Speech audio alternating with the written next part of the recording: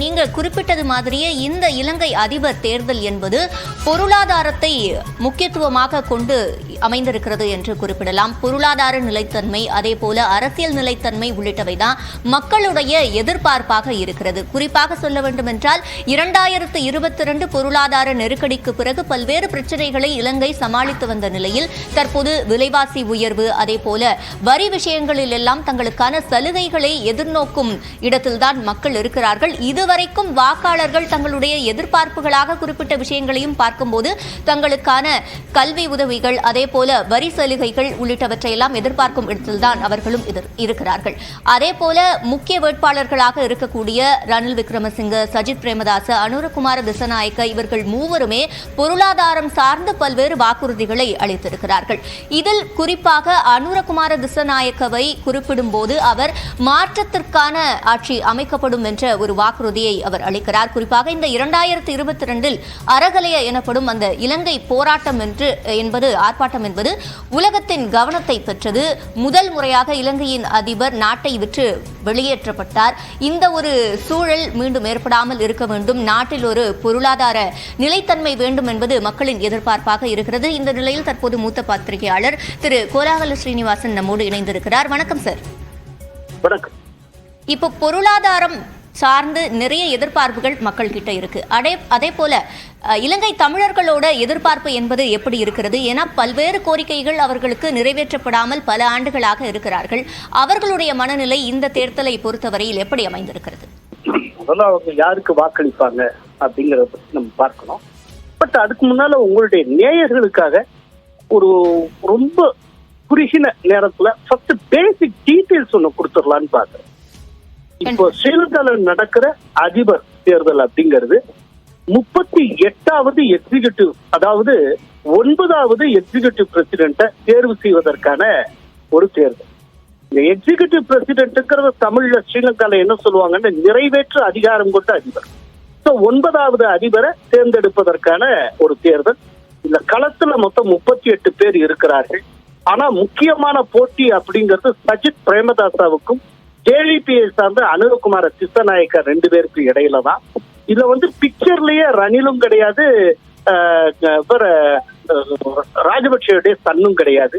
இங்க வாக்களிக்கக்கூடிய மொத்த வாக்காளர்கள் 1,70,00,000 பேர். இந்த வடக்கு கிழக்கு வாழ் தமிழர்களுடைய எண்ணிக்கை மட்டும் 22 லட்சம் பேர், அதாவது 12% பேர் வாக்களிக்க இருக்காங்க. இன்னைக்கு காலையில 7 மணில இருந்து மாலை 4 மணி வரை வாக்களிப்பு நடக்கும். அந்த வாக்களிப்பு முடிந்த உடனேயே கவுண்டிங் அங்க ஆரம்பிச்சிருவாங்க. அநேகமா நாளைக்கு உங்களுக்கு ரிசல்ட் தெரிஞ்சிடும். சரி, இப்ப நீங்க கேட்ட கேள்விக்கு நான் வரேன்.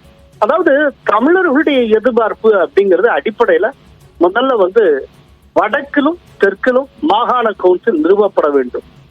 அப்புறம் அவர்களுக்கு அதிகாரம் பகிர்ந்தளிக்கப்பட வேண்டும். அதுல அதிகாரத்துல ரொம்ப முக்கியமான அதிகாரம் போலீஸ் அதிகாரம், அதே போல அதாவது விளைநிலங்கள் தொடர்பான காணி அதிகாரம். இந்த இரண்டும் அவர்களிடம் இருக்க வேண்டும் அப்படிங்கிறது ரொம்ப நெடுங்கால கோரிக்கை. இதை சாத்தியப்படுத்துவதற்கு தான் அங்க 13வது சட்ட திருத்தம் என்கிற ஒன்றே வந்தது. ஆனால் இதுவரை எந்த அரசும் அமல்படுத்தவில்லை. இப்படிப்பட்ட ஒரு சூழ்நிலையில இப்ப யாருக்கு வாக்களிக்க போகிறார்கள் அப்படிங்கிற ஒரு கேள்வி எழுந்திருக்கிறது. இதுக்கு இடையில இந்தியா சார்பில் அஜித் தோவல் அவர்கள் ஒரு அதாவது 2 வாரத்துக்கு முன்னால் அங்க போயிருந்தார். அங்க தமிழ் தேசிய கூட்டமைப்பு தலைவர்களை எல்லாம் பார்த்தார். அவர் போய் பார்த்துட்டு வந்ததுக்கு அப்புறம் தமிழ் தேசிய கூட்டமைப்புல இருக்கக்கூடிய முக்கிய கட்சியான தமிழரசு கட்சி சஜித் பிரேமதாசாவை ஆதரிப்பது என முடிவு செய்திருக்கிறது. இதுல 2 விஷயம் இருக்கு. ஒண்ணு அங்க இருக்க தமிழர்களுடைய இன்ட்ரெஸ்ட், இன்னொன்னு இந்தியாவினுடைய இன்ட்ரெஸ்ட்னு ஒண்ணு இருக்கு. இந்தியாவுடைய இன்ட்ரெஸ்ட் என்னன்னா எந்த காரணத்தை கொண்டு சீனாவுடைய கை ஓங்கி விடக்கூடாது. இப்ப அனுரகுமார திசநாயக்க ஒரு பக்கா இடதுசாரி, அவர் கம்யூனிஸ்ட். அவர் சார்ந்திருக்கக்கூடிய ஜேவிபி கோட்பாடே என்னன்னா communism with Sinhala chauvinism, Sinhala இனவாதம், 2 கலந்த கட்சி. அப்படிங்கிறப்போ அனுரகுமார திசநாயக்க ஆட்சியை பிடித்து விட்டால் கிட்டத்தட்ட நேரடியா சீனாவே ஆட்சி செய்தது போல ஆகிவிடும். அனுரகுமார திசநாயக்காவுக்கு நீங்க செக் வைக்கணும் அப்படின்னா சஜித் பிரேமதாசாவை நீங்கள் ஆதரித்தாக வேண்டும் என்கிற கட்டாயம் இந்தியாவுக்கு ஏற்பட்டு இருக்கிறது. இதுதான் ஓரளவு டோட்டல் பிக்சருங்க. இணைப்பில் வந்து பதிலளித்தமைக்கு நன்றி திரு கோலாகல ஸ்ரீனிவாசன். தொடர்ந்து நம்மிடையே மூத்த பத்திரிகையாளர் திரு லட்சுமி இணைந்திருக்கிறார், அவரோடு பேசலாம். லட்சுமி, இந்த தேர்தலை பொறுத்த வரைக்கும் மக்களோட எதிர்பார்ப்புகள் முந்தைய தேர்தல்களை விட அதிகம் இருக்கு என்று குறிப்பிடலாம். அந்த வகையில் பொதுவாகவே இலங்கையில் 80% அளவுக்கு வாக்குப்பதிவு இருக்கும். இந்த முறை மக்கள் இன்னும் அதிகமாக வாக்களிப்பார்கள் என்று எதிர்பார்க்கலாம். இல்ல, அதிக வாக்குகள் இருக்குமா இல்லையாங்கிறத விட இந்த முறை வந்து அவங்களுக்கு ரொம்ப குரூஷியலான ஒரு எலெக்ஷன். அதுவும் இல்லாம பொருளாதார சரிவுக்கு பிறகு நடக்கக்கூடிய முதல் தேர்தல். அதிபர் யாராக இருந்தாலும் அவரால் கண்ட்ரியை வந்து முன்னெடுத்து செல்ல முடியும் அப்படிங்கிறது மக்களுடைய ஒரு நம்பிக்கை. என்னதான் இருந்தாலும் இப்ப எந்த அதிபர் புதுசா யாரு வந்தாலும், சஜித் பிரேமதாசாவா இருக்கட்டும், இல்ல அனுரகுமார் திசநாயக்காவா இருக்கட்டும், அல்லது மீண்டும் ரணிலாக கூட இருக்கட்டும், அப்படி இருந்தாலும் அவங்க வந்து அடுத்த 5 ஆண்டுகள் அந்த நாட்டை வழிநடத்தி செல்வது, அதை தாண்டி மக்கள் பிரச்சனைகள் முக்கியமா ரொம்ப அவங்க வந்து ஐஎம்எஃப் இருக்கக்கூடிய அவங்களுடைய அக்ரிமெண்ட்டை ரீஒர்க் பண்றது, இல்ல ரீநெகோசியேஷன், இல்ல டெட் ரீஸ்ட்ரக்சர், இந்த 3மே ரொம்ப முக்கியமான அம்சமாக இருக்கும் அவங்களுக்கு. அதை எப்படி கொண்டு போக போறாங்க அப்படின்றத பொறுத்துதான் நாட்டினுடைய வளர்ச்சியாக இல்லை அடுத்த கட்டமாக அவர்கள் என்ன செய்ய முடியும் அப்படிங்கறத பார்க்கணும். இது வந்து ஒரு ரொம்ப முக்கியமான ஒரு அம்சம் இந்த தேர்தல்ல. இதுக்கு முன்னாலெல்லாம் ஒவ்வொரு தேர்தலும் வந்து ஒண்ணு டெரரிசம் இல்ல எக்ஸ்ட்ரீமிசம் அதன் அடிப்படையில். ஏன்னா 2019 தேர்தல் ஆகட்டும், அதற்கு முன்பு 2015 தேர்தல் ஆகட்டும், இல்ல அதற்கு முன்பு 2009 தேர்தல் ஆகட்டும், ஒரு முறையும் அவங்க வந்து டெரரிசம் இல்ல வந்து எக்ஸ்ட்ரீமிசம் பேஸ் பண்ணி அதுக்கு எதிராக யாரு செயல்படுவாங்களோ அவர்களுக்கு வாக்களிப்பது அப்படின்னு இருந்திருக்காங்க. அதையும் தாண்டி சின்ஹலா சாவனிசம், அதாவது சின்ஹலா மெஜாரிட்டேரியனிசம் எப்போதுமே அங்க வந்து தலை தூக்கி இருந்திருக்கிறது. சிங்கள பேரினவாதம்னு சொல்லுவோம் அதை நம்ம தமிழ்ல. அதை வந்து பேஸ் பண்ணி தான் ஓட் போட்டிருக்காங்க. போலரைசேஷன் ஹெவியா இருந்திருக்கு.